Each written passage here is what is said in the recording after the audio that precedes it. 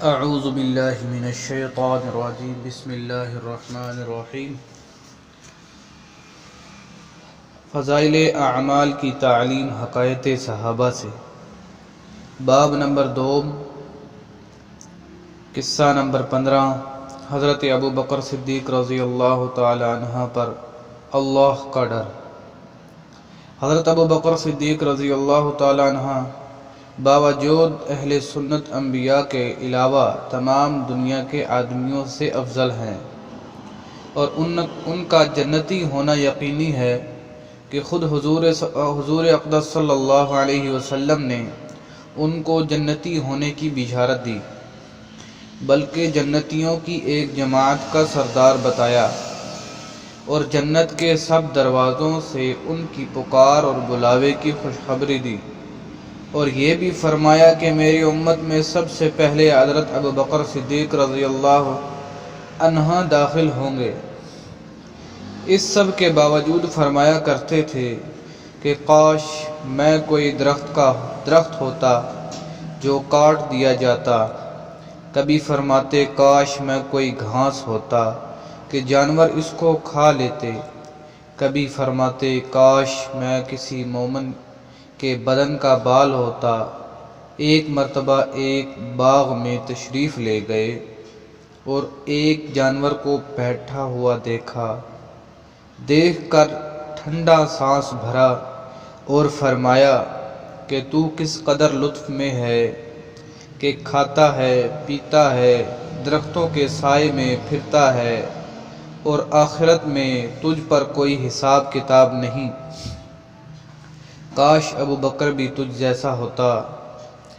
ربیہ اسلمی رضی اللہ تعالیٰ عنہ کہتی ہیں کہ ایک مرتبہ کسی بات پر مجھ میں اور حضرت ابو بکر صدیق رضی اللہ تعالیٰ عنہ میں کچھ بات بڑھ گئی، اور انہوں نے مجھے کوئی سخت لفظ کہہ دیا جو مجھے ناگوار گزرا۔ فوراً ان کو خیال ہوا، مجھ سے فرمایا کہ تو بھی مجھے تاکیداً تاکہ بدلہ ہو جائے کہہ دے۔ میں نے کہنے سے انکار کیا تو انہوں نے فرمایا کہ تو کہہ لو، ورنہ میں حضور صلی اللہ علیہ وسلم سے جا کر عرض کروں گا۔ میں نے اس پر بھی جوابی لفظ کہنے سے انکار کیا۔ وہ تو اٹھ کر چلے گئے۔ بنو اسلم کے کچھ لوگ آئے اور کہنے لگے کہ یہ بھی اچھی بات ہے کہ خود ہی تو زیادتی کی اور خود ہی الٹی حضور صلی اللہ علیہ وسلم سے شکایت کریں۔ میں نے کہا کہ تم جانتے بھی ہو کہ یہ کون ہیں؟ یہ حضرت ابو بکر صدیق رضی اللہ تعالی عنہ ہیں۔ اگر یہ خفا ہو گئے تو اللہ کا لاڈلا رسول صلی اللہ علیہ وسلم مجھ سے خفا ہو جائے گا، اور اس خفگی سے اللہ تعالی شانہ ناراض ہو جائیں گے۔ تو ربیہ کی ملاقات میں کیا تردد ہے، کہ ہلاکت میں کیا تردد ہے۔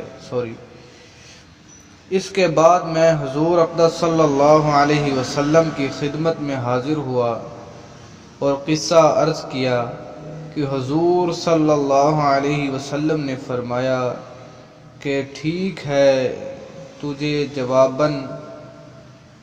جواب میں اور بدلے میں کہنا نہیں چاہیے، البتہ اس کے بدلے میں یوں کہو کہ اے ابو بکر، اللہ تمہیں معاف فرما دے۔ یہ ہے اللہ کا خوف کہ ایک معمولی سے کلمے میں حضرت ابو بکر صدیق رضی اللہ تعالی عنہ کو بدلے کا اس قدر فکر ہوا اور اہتمام ہوا کہ اول خود درخواست کی اور پھر حضور صلی اللہ علیہ وسلم کے واسطے سے اس کا ارادہ فرمایا کہ ربیہ رضی اللہ تعالی عنہ بدلہ لے لے۔ آج ہم سینکڑوں باتیں ایک دوسرے کو کہہ دیتے ہیں، اس کا خیال بھی نہیں ہوتا کہ اس کا آخرت میں بدلہ بھی لیا جائے گا۔ یا حساب کتاب ہوگا۔ بس میرے بھائیوں، دوستوں، بزرگوں، اللہ تعالیٰ نے میری اور آپ کی بلکہ ساری انسانیت کی، دنیا آخرت کی ساری کامیابی دین میں رکھی ہے۔ یہ دین میرے اندر، آپ کے اندر، بلکہ ساری دنیا کے سارے انسانوں کے اندر کس طرح آ جائے، اس کے لیے حضور صلی اللہ علیہ وسلم والی محنت کی ضرورت ہے۔ اسی محنت کے بارے میں، اس محنت کی بنیاد کلمہ طیبہ لا الہ الا اللہ محمد رسول اللہ، کہ اللہ سے سب کچھ ہونے کا یقین، مخلوق سے اللہ کے حکم ارادے کے بغیر کچھ نہ ہونے کا یقین میرے اور آپ کے دلوں کے اندر آ جائے۔ حضرت محمد صلی اللہ علیہ وسلم کے مبارک طریقوں پر چل کر دونوں جہانوں میں کامیابی کا یقین، حضرت محمد صلی اللہ علیہ وسلم کے مبارک طریقوں سے ہٹ کر دونوں جہانوں میں ناکامی کا یقین میرے اور آپ کے دلوں کے اندر آ جائے۔ بس میرے بھائیوں، دوستوں، بزرگوں، ہمیں ہر وقت اللہ تعالیٰ سے ڈرتے رہنا چاہیے۔ فرماتے ہیں کہ حضرت ابوبکر صدیق رضی اللہ تعالیٰ عنہ کتنے بڑے اور جلیل القدر صحابی ہونے کے باوجود، اور خود حضرت محمد صلی اللہ علیہ وسلم سے یہ سن لینا کہ آپ جنتی ہیں، بلکہ جنتی ہی نہیں بلکہ جنتیوں کے بھی جماعت کے سردار، کتنی بڑی خوشخبری کی بات ہے۔ اس کے باوجود کیا فرما رہے ہیں؟ فرماتے ہیں کاش میں کوئی درخت ہوتا جو کاٹ دیا جاتا۔ کبھی فرماتے ہیں کاش میں کوئی گھاس ہوتا کہ جانور اس کو کھا لیتے۔ کبھی فرماتے کاش میں کسی مومن کے بدن کا بال ہوتا۔ ایک مرتبہ باغ میں تشریف لے گئے اور ایک جانور کو بیٹھا ہوا دیکھا، ٹھنڈی سانس بھرا اور فرمایا کہ تو کس قدر لطف میں ہے کہ کھاتا بھی ہے، پیتا بھی ہے، درختوں کے سائے میں پھرتا ہے، اور آخرت میں تجھ پر کوئی حساب کتاب نہیں۔ تو میرے بھائیوں، دوستوں، بزرگوں، ہم بھی اپنے اوپر غور کریں کہ اتنے جلیل القدر صحابی ہونے کے باوجود اللہ جل شانہ سے حساب سے کتنے ڈرتے ہیں۔ پرندوں کو کیا فرما رہے ہیں کہ کھاتا بھی ہے، پیتا بھی ہے، لیکن قیامت کے دن تجھ سے کوئی حساب نہیں ہوگا۔ تو میرے بھائیوں، دوستوں، بزرگوں، ہمیں اپنے اوپر، اپنے گریباں میں جھانکنے کی ضرورت ہے، مجھے بھی، آپ کو بھی، کہ میرے بھائیوں، دوستوں، بزرگوں، ہم دنیا کے معاملات میں، دین کے معاملات میں لوگوں کو کتنی مشقتیں، تکلیفیں پہنچا رہے ہیں اور کتنا نفع پہنچا رہے ہیں، اس پر میرے بھائی، دوستوں، بزرگوں، غور کرنے کی ضرورت ہے۔ اپنے رشتہ داروں کو دیکھیں، اپنے ماتحت اگر باپ ہے تو اولاد کو کے ساتھ جو ہے نرمی والا معاملہ۔ حدیث کا مفہوم ہے کہ وہ شخص جو چھوٹوں پر شفقت، بڑوں کا ادب، علماء اکرام کی قدر نہیں کرتا، وہ ہم میں سے نہیں۔ کتنی بڑی حدیث ہے میرے بھائیوں، دوستوں، بزرگوں۔ ہم سوچیں اس پر ہم کتنا عمل کر رہے ہیں، باوجود لوگوں کو۔ یہ ہے میرے بھائی، دوستوں، بزرگوں، اللہ کا خوف، کہ ایک معمولی سے کلمے میں حضرت ابوبکر صدیق کو بدلے کا اس قدر فکر ہوا۔ ایک معمولی سا کلمہ تھا، ایک معمولی سی بات کہہ دی تھی کسی کو۔